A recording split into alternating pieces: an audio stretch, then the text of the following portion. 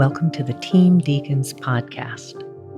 This podcast is a dialogue between Roger and James Deacons, joined by Matt Wyman, starting from a submitted question and ending who knows where. We're also joined by guests on occasion. We're connecting through Zoom, so bear that in mind when you hear the audio. If you'd like to submit a question, please do so by emailing pod@rogerdeacons.com. We've been talking about live action and animation, and today we'll talk about both.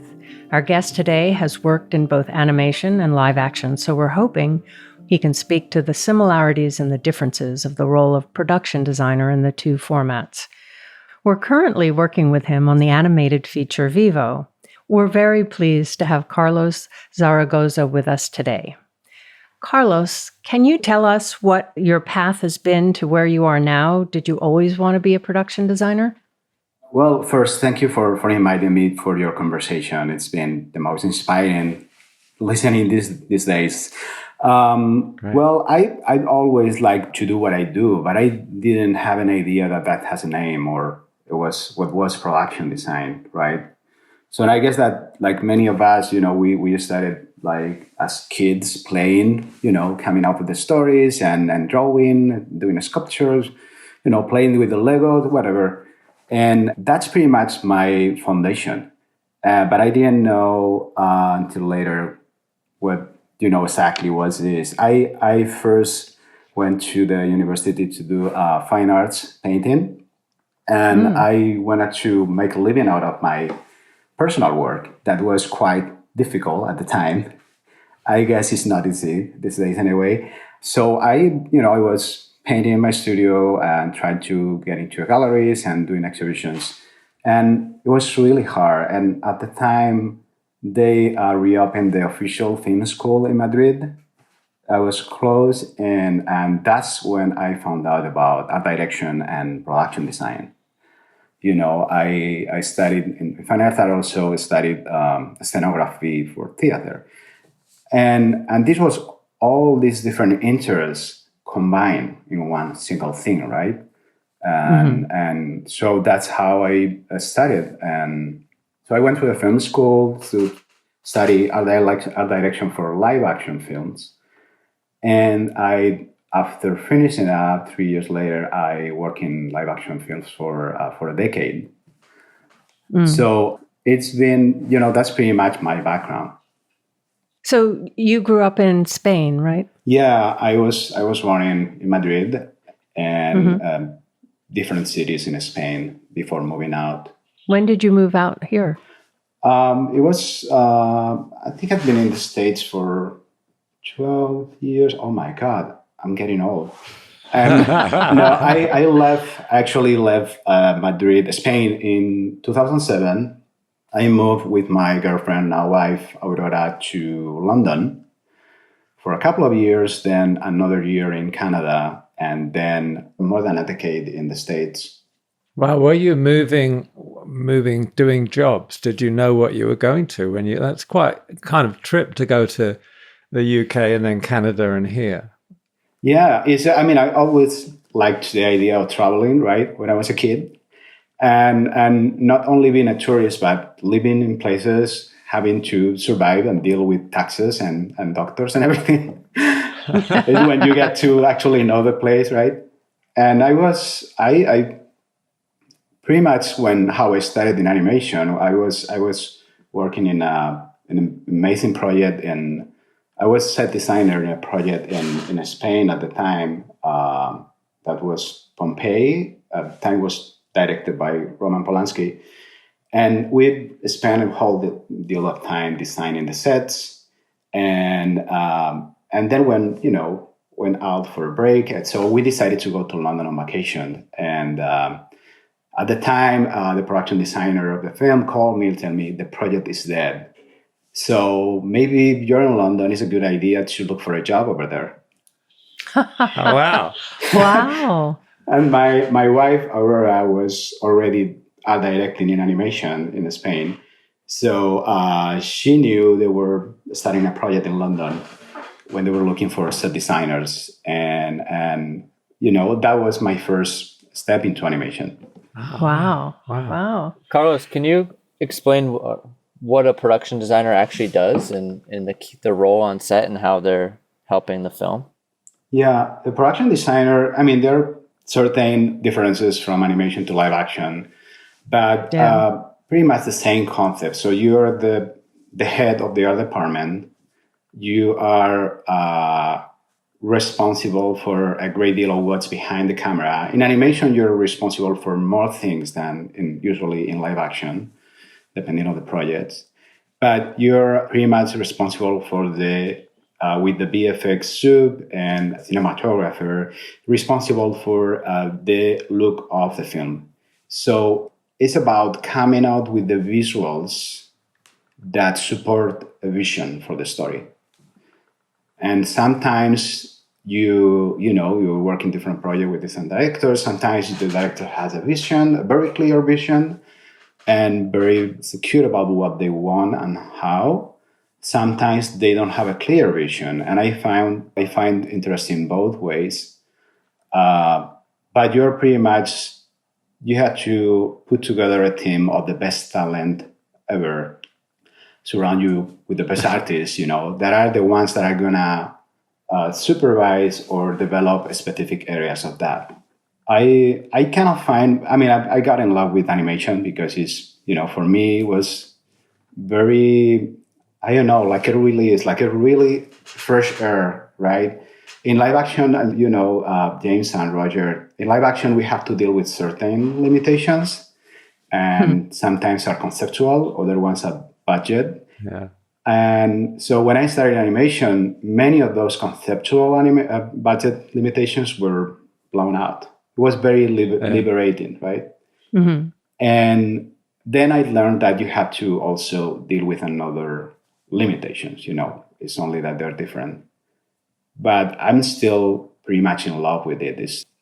As a production designer, I think you have more room to contribute visually to the projects and totally hook into it.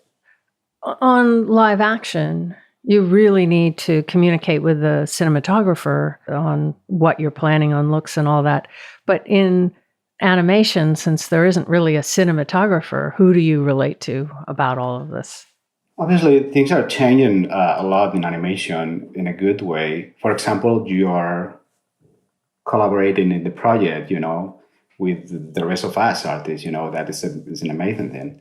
And so traditionally in animation, they weren't considering the layout supervisor or the lighting directors, cinematographers. Now they learn so much also from live action that they're starting to reinvent that figure.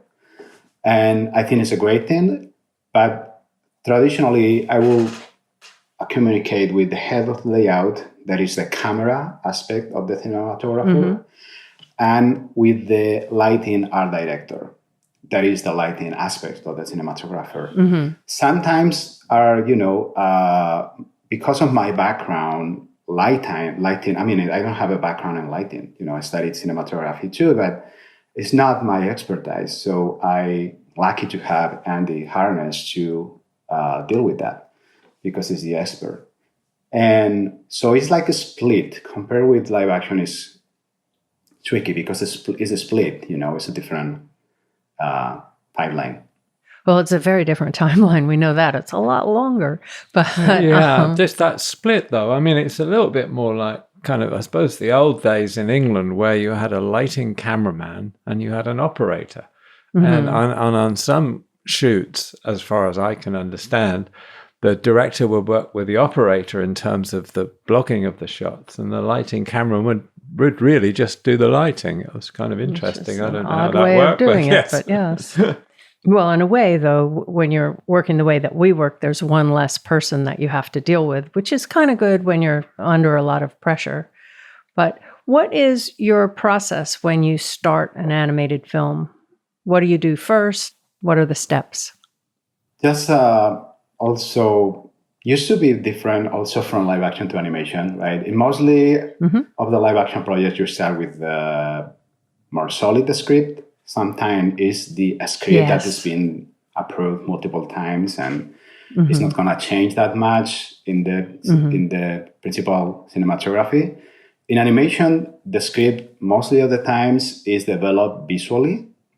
So it's a different process. In some projects, you start with a whole script. In other projects, you start with a treatment, sometimes just a page. So you have a first initial, like live action, there's conversation with the director about, to get with their vision about the stories, right? So all these early conversations are very important to get to know what they have in mind, and step by step coming out with the visual pitch for that vision of the story. So you start with, sometimes you start on your own, sometimes you start with a small team of counterparties, coming out with the pitch, a few boards that you put together that shows your initial take of the look of the picture. And that will be like live action similar concept art combined with photo references, color swatches, location references, graphics, anything that will bring light about a specific visual style. But then you go through many different iterations based on the changes of the story. So the great deal here, because you are pretty much hired for something in between 3 and 5 years sometimes. And I mean, I've been on this project almost 3 years right now, and will probably be 3.5 before I finish. So you go through different versions of the story, and a great deal of the work after you come up with an initial pitch, visual pitch, is to keep that consistent. So you have to, so you don't end up with a Frankenstein look, right? And that's the tricky part, that you have to rig here and there, so everything has a meaning and a logic and a consistency. Yes, I guess that's even more so on animation because of the length of the time. So things can start changing a little bit, and you're not always aware of that. And the fact, as you said, that the story is kind of developed as it goes along. So everybody's mind could be on other things, but you do have to keep that look consistent. Otherwise, it will show. So the length of the time of animation, you're okay with that? Well, I mean, it took me a while to get used to it. I remember when I was used to contracts with, projects from 3 months, or even in commercials for a couple of weeks, to, DreamWorks hired me for 3 years, and I was scared. I was like, "Well, what happened if I change my mind? I don't know. I'm gonna get bored." And then I absolutely got used to it. But yes, it's still a challenge, because I love variety, I love changes, and you're working with the same collaborators and team for a long time, for years, with the same story. So there's a lot of learning about how to keep the inspiration, the energy, because also you have to transmit that energy to your team, right? So, it's been a lot of learning in the last years for me. And how big is your team on Vivo, for instance? Well, now we are at the end of we're getting closer to the end of the production. So we are a small team. It's me, the 2 art directors, and a couple of counterparties. But sometimes it keeps changing, in the middle of when we start production and you have to deliver specific designs, and at the same time you're developing new ideas. The art department could get as big as 20 artists. Each of them has specific skills and specialties, but it could be as big as 20 or even more. Are you ever involved in the design of the characters, of what they look like? I work with the lead character designer, in this case, Joe Mosher, and supervise him, but he's also, let's say that there's no, in the hierarchy, we are pretty flat. We are not, I keep an eye on it, I give him my feedback, but I'm totally confident with him because he's an amazing character designer and an expert. So in a way, it's a collaboration. more than a whole supervision with him. In another project, you have to be a little bit more on top of the character designers. But in this case, he's standalone designer. So that's a huge difference, though, from live action, because you're not involved in the casting in live action, but here you kind of are. Imagine me giving my opinion about how fat an actor is, or how big, or what about the how big head? a nose. Yeah, that would be fun, right? Yeah, that would be interesting, wouldn't it? Yeah, right.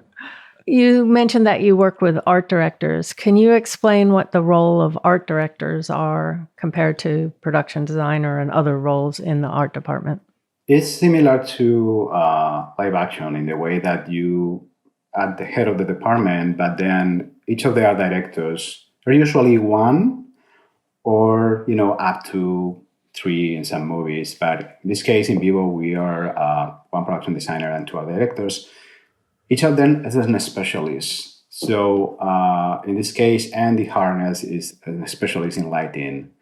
And I pretty much give him a lot of room because he's the expert and I am totally confident in what he does. That's what I like. I like his work before working in the movie so much. And the other art director, Wendell Dalit, is a junior art director the first time, but he's a super talented artist. He has a super wide skill set and a really good eye and taste for color and textures and appeal. So he's taking care of the look of all the individual things in the set and props.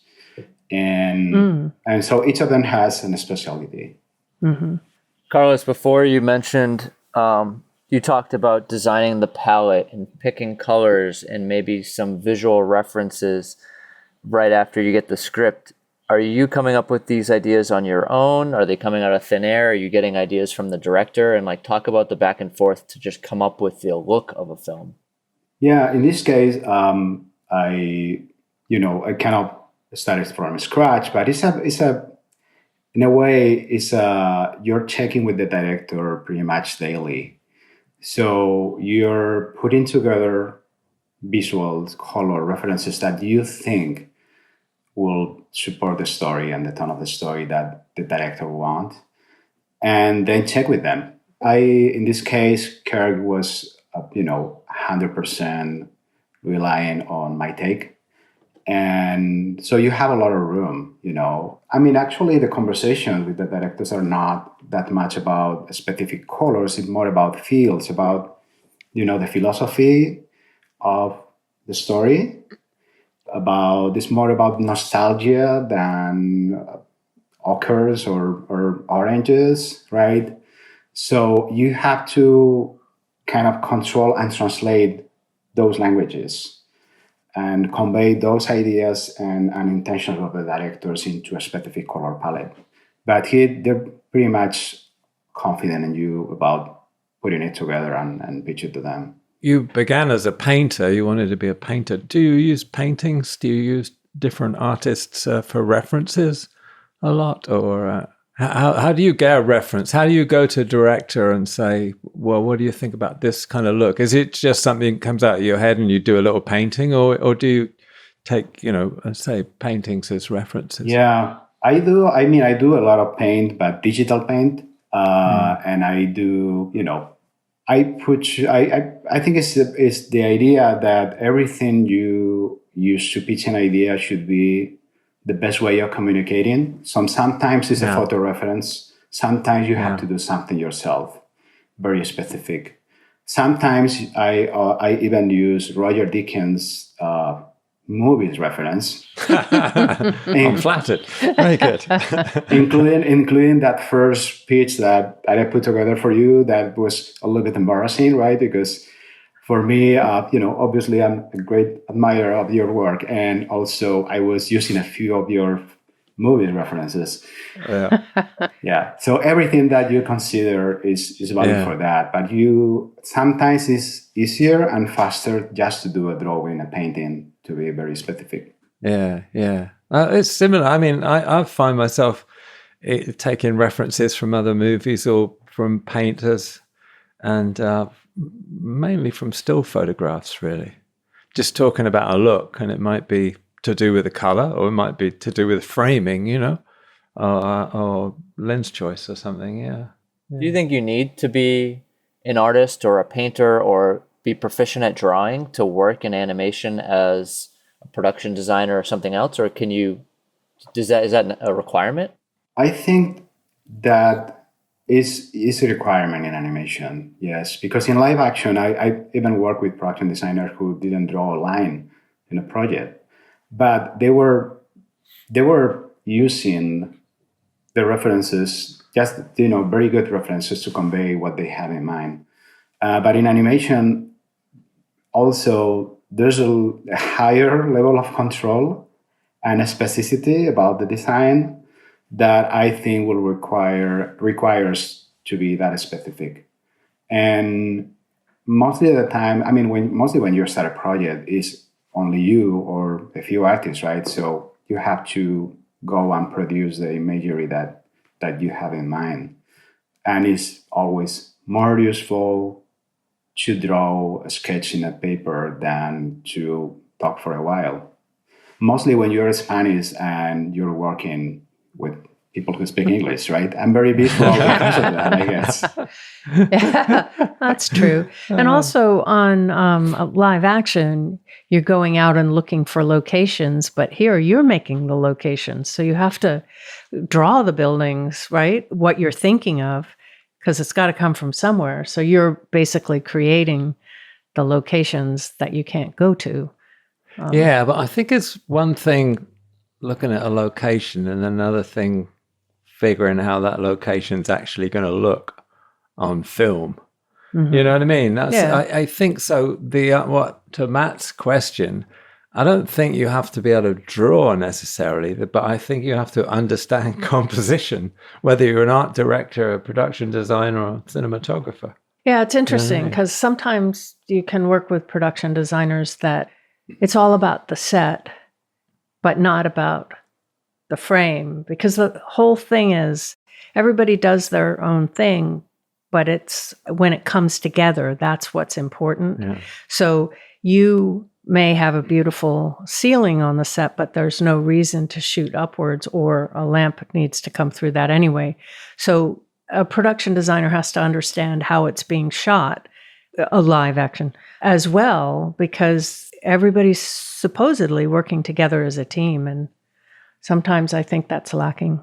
Well, because you mentioned that, because that's a specific instance where I cut a hole in a ceiling once to get a light in. Yeah, and the thing is that we had said over and over and over and over and over again, this is going to happen. But still, the sets were being built like they were houses. They were perfect in every way, but I think a good set isn't perfect in every way, because one wall will move, or because there's a hole over there because you're never going to see in that corner. So it's that kind of ability to be able to design something that works and not have to design it as a whole, because sometimes a hole is a waste of money. Yeah, there is a sort of tendency sometimes on live action that where production designers actually building their dream house or their dream set, and it actually, they don't want you to go on it and destroy it and scratch it or anything, and you certainly can't cut a wall or I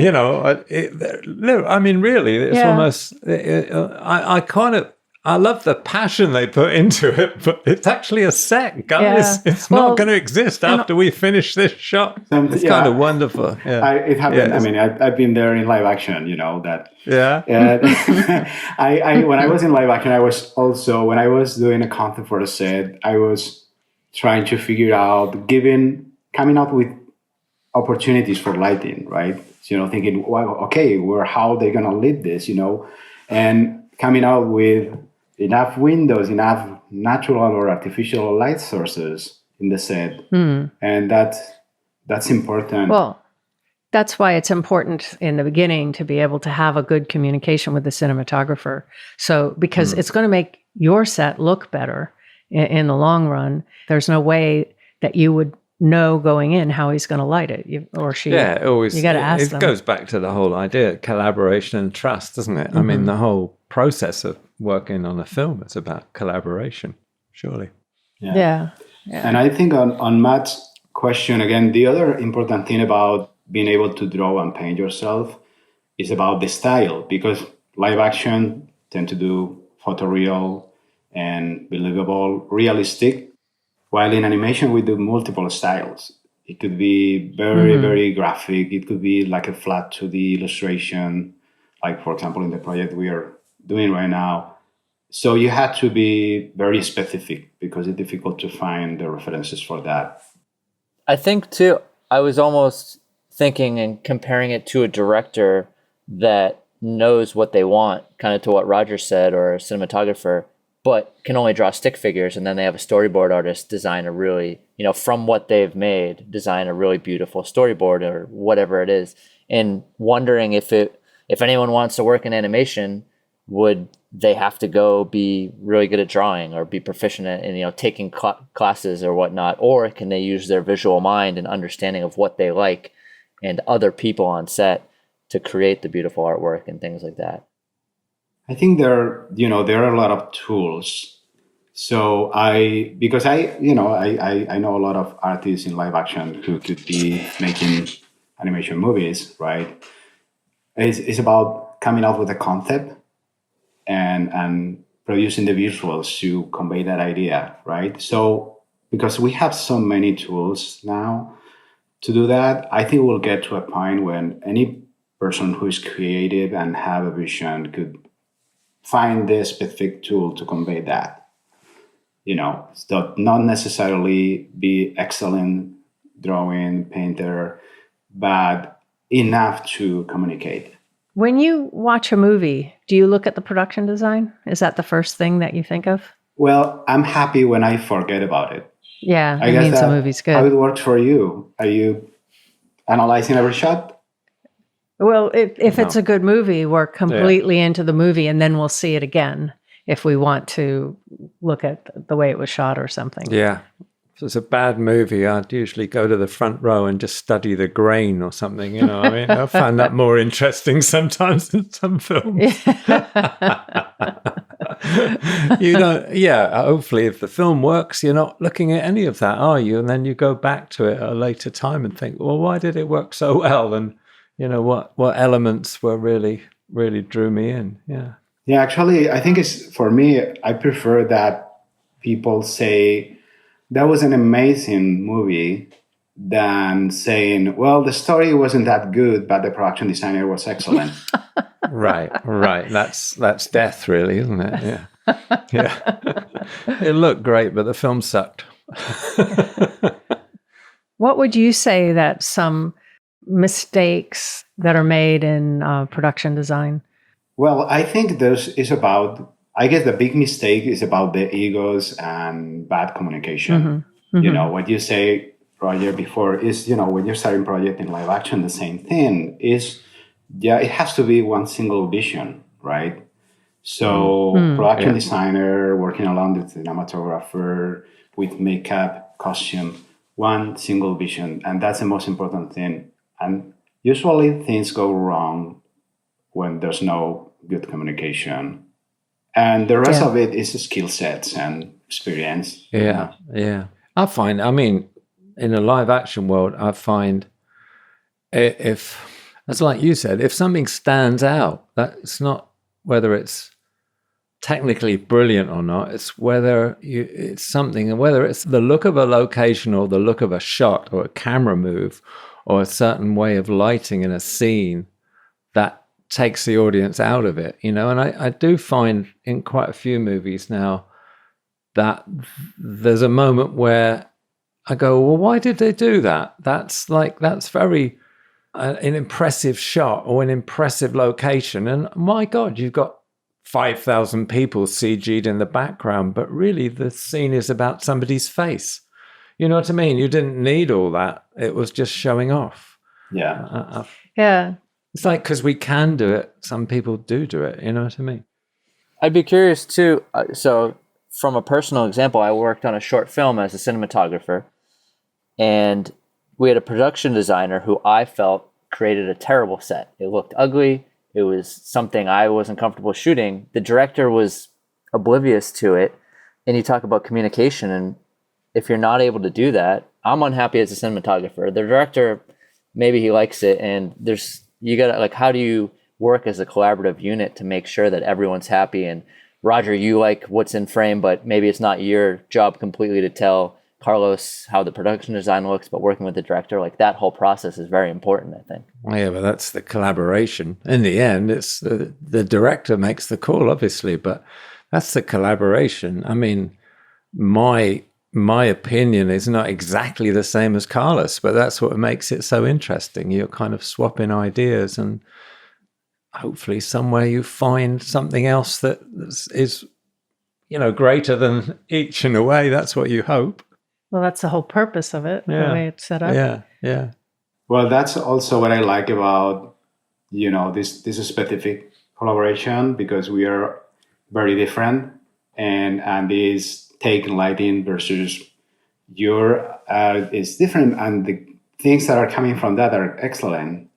It's like cooking, like it's getting richer and richer. Yeah. And that's the idea, right? When you don't have any, when it's very straightforward and univocal, is usually the visual lack interest because of that. And actually I guess that's why we are all in this business, right? Because it's also an opportunity to keep playing, right?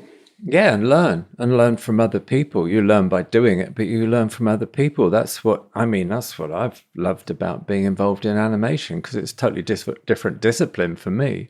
But I'm learning. I wouldn't be doing it if I wasn't learning. And and it's the collaboration and the different ideas that go around that is very, stimulating, inspiring. I remember, I think it was Dead Man Walking, which was probably Richard Hoover. I'm not sure. Yeah. The thing the production design on that was so great was it was small, ugly houses, and it was supposed to be ugly in the story. It was just, not great neighborhoods and all that, but that he really embraced it. It served the film. Yeah. He wasn't trying to be showy. He didn't pick anything that stood out. He was almost trying to destroy his own sort of perspective and create this kind of really kind of bland, Which must be a challenge, because you're used to making everything as perfect as you can in general, but to pull yourself back and go, no, I want it to look bad. I don't think I'll be telling tales, but there's a wonderful moment. Rick Heinrichs, Rick? Yeah. Fantastic designer, right? Well, he was on Fargo, right? He did Fargo. And I remember we were scouting hotels, and we were in a Radisson, and the boys, John and Ethan, were looking at this passageway. It was looking at a blue wall, a kind of a sofa, and there was a picture on the wall.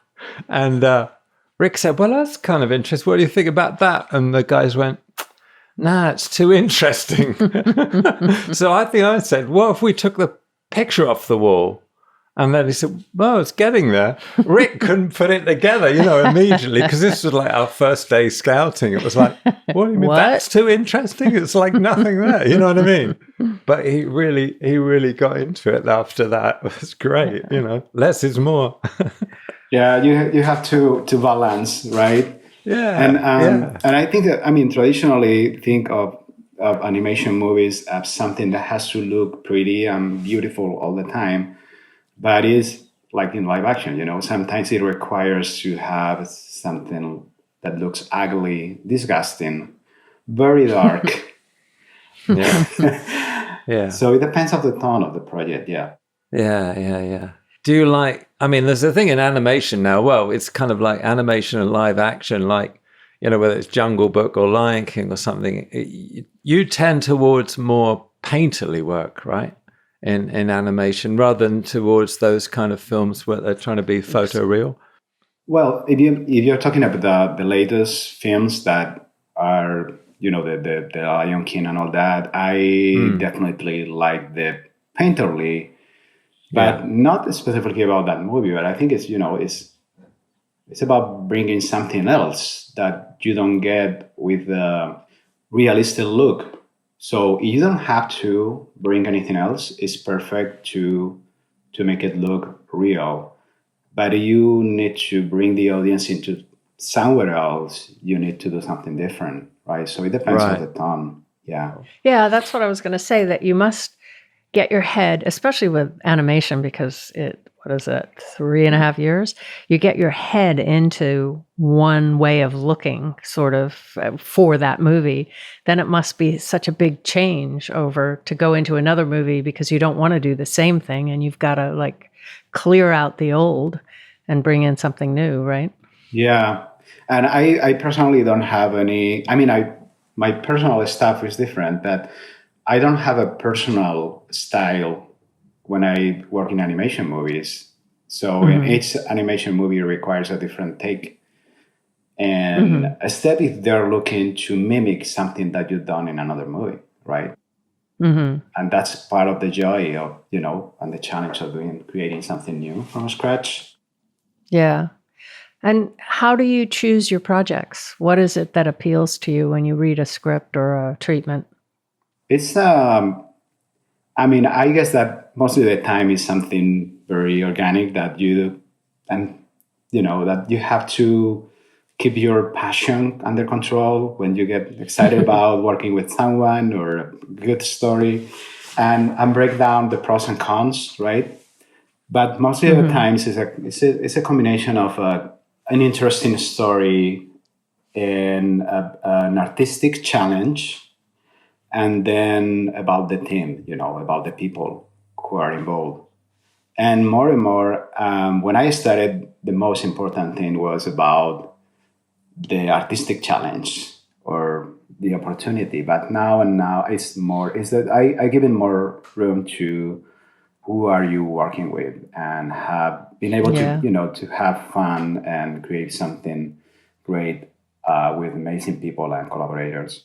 Do you tend to work with the same team? Have you worked with your, art director and other people? Do you tend to work with them over a long period on different projects? I tried, for example, in this project, I tried to bring artists that I'd worked with in the previous ones or in another movies or when I was at DreamWorks.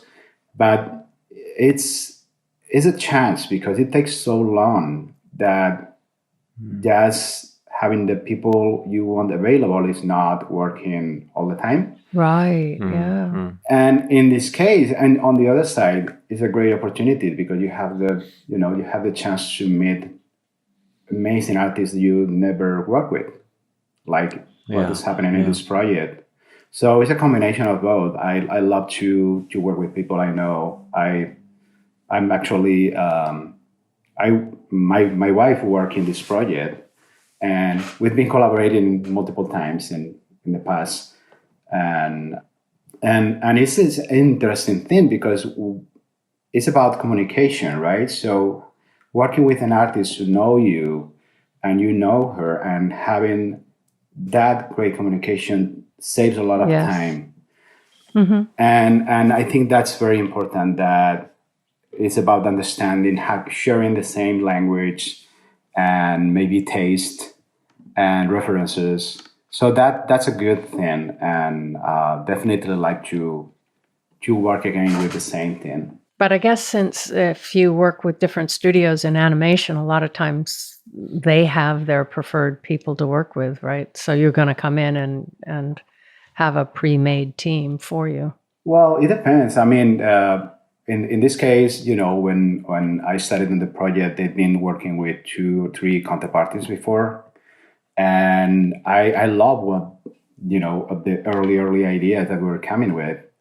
But then we kind of redid the art department, the art team. So I kept a couple of the artists who were pretty much one that was early on. So I think the studios are pretty respectful of you putting together a new team. I mean, they probably get a better product from it. So, yeah. Yeah. Well, in this case, for example, we've been fortunate to work with Joe Mosher, who is a lead character designer in the project, and that was decision from the directors on the studio. I'm fascinated with his work. I was a great admirer when he was at DreamWorks as well. So I say, well, this is a great idea, and looking forward to, to have him. So, Yeah. but overall, they give you room to put together a team. And is there a type of animation film? Do animation films have genres like Westerns? I don't know. Is there a type that you'd really love to tackle? Well, I don't know. Anything. I mean, I'm working in a musical, and I worked in theater musicals time ago, but I've never done one in animation. So I'm doing it right now. I'm very happy. I don't know. I like to do something different all the time. And I think now animation is a great time for animation because I think they're starting to realize that it's not a genre, it's a technique. And the smaller studios out of Hollywood are coming up with different takes in terms of the look of the films. And Hollywood will have to adapt to that. And so I think it's a great opportunity for us to be involved in different treatments, not the default animation look, right? So I like to be involved in those kind of projects. Do you think the Spider-Man film will make a big difference? The way that seemed like a very different departure from the norm, didn't it, in terms of animation? Yeah, definitely. I mean, I think it's been actually really great for us, for our project, because that was a film that they done before in the studio, and artistically and technically a lot of new things, new takes, and pipelines and techniques that we are benefiting from, right? So I think it's big. It's been a big change overall in the animation world. Yeah. Well, it's interesting because years and years ago when I was at film school, I remember we were watching the films that were done by the Canadian Film Board. They used to do a lot of animation, and sometimes it was just like animated line drawings. Wonderful things. So it's really wonderful, yeah. But the breadth and the difference, the variety of styles and approaches was, I feel that a little bit lacking. That's why it's so great to see Vivo, but also work on Vivo, but also see Spider-Man, that it's widening the... It's trying something different. Not for the sake of it, but it's taking a different technique. Pushing it a little further. Pushing it on a certain subject, yeah. Yeah, what were your favorite animation movies or shows before Pixar, before DreamWorks? When I was a kid, when I was probably 5, before the days of television, when I was probably 5, my dad had a projector that he pinched in Germany when he was in the war. He had a projector he brought back and a little screen, and you could rent cartoons. They were called cartoons then, so I'm not being derogatory. So I love Felix the Cat. I think it was Felix Cat Goes to the Moon. I thought that was the title, but he was on the moon at one point. Yes. I must have watched that a million times. There must have been more splices on the film than than actual cuts. Yeah. So I've never forgotten that. Yeah. We used to climb up into the attic and at the end of the day and watch these little reel of cartoon, over and over again. It was Felix the Cat, Betty Boop. Did you ever see Betty Boop? It was Felix the Cat. Which is pretty dark, actually, if you look at it now. Yeah, Felix, a bit of Mickey Mouse, I think. And I kind of remember Popeye as well, maybe, but Felix was the best. I thought, just what a character. Well, again, it was about story. Yeah, no, it was about story. But in a way that I'm pretty sure that Felix the Cat has, in a way, shaped your own vision of the world and cinematography in some way. No, it's funny. Yeah, it's funny, but you're laughing, but you're also serious, aren't you? Because I think that's true. Because there was something about we climbed a little old rickety ladder up into the attic, and then my dad would start the projector in the dark and the flickering of the light and the beam in the dust in this dirty old attic. And then seeing this wonderful image. Well, it's a pretty bad image, but it was a wonderful thing I think I'm probably 4, 5, 6, a couple of years before we had television, Yeah, so I think it did. I mean, you don't connect it, obviously, at the time, but it's obviously there. It's a very clear memory. And what about you, Carlos? What were your favorite cartoons? Well, I kind of love all Disney movies. And the very early, right? Where were the Silly Symphonies? I love those. Were my favorites. And then I missed the second golden era of Disney. At that time, I was already seeing, the Bill Clinton animation. You know Bill Clinton? And he does all hand drawn. Is amazing. And wow. or I don't know, I was watching, I was seeing heavy metal or Japanese animation, Akira, of course. But obviously, my childhood, all the UPA studio and Hanna-Barbera cartoons kind of like got stuck in the back of my brain, right? Yeah. So I'm still liking the very graphic and abstract take. Interesting. That's interesting. What were yours? What were mine? I think I probably watched them all, actually. Yeah. I used to love the Roadrunner. Oh, yeah. I just thought it was that coyote was so stupid. It was hard for me to watch.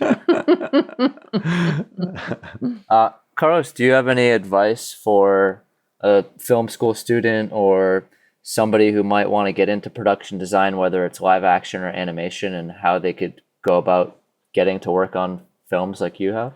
Well, I think it's, compared of how I started, now you have a lot of online teaching workshops, mostly online now is going to be the big thing from now on. And so I think specific skill sets is something that you can, and actually I do that all the time. You have to keep learning all your life. But I think it's important that they go and to a good film school or a good animation film school and understand the main concept of production design or a direction, and not specific skill sets, because that's something that they can develop on their own. And the other good thing about the good film school is about meeting with people you're gonna and kind of build relationships that will be great and in your life and career, so then you can create shows or collaborate with another people that are different from you and build something else and learn a lot from the others. So, and then you can work, you can learn at home on your own, anything about modeling, drawing, and, it's a trial and error and process that never ends. So that's my advice, trying to get into a good school that teach you how to collaborate with another to create a project. Yeah, well, I think that's a really important point, too, is collaboration. You've got to foster that within yourself. You've got to teach yourself to listen, because you've got to hear. Sometimes people are very brilliant and they have great ideas, but they don't do as well because they can't hear what the director's saying because they have this one vision they're going towards. And I think to foster that in any position in filmmaking is going to really help you. Definitely. Yeah. Thanks for listening. If you want more information and further discussion, check out the forums at www.rogerdeakins.com. Becoming a member is free, and you can ask follow-up questions there. And be sure to subscribe to the podcast for more new questions and topics. Also, check us out on Instagram at team.deakins. See you next time.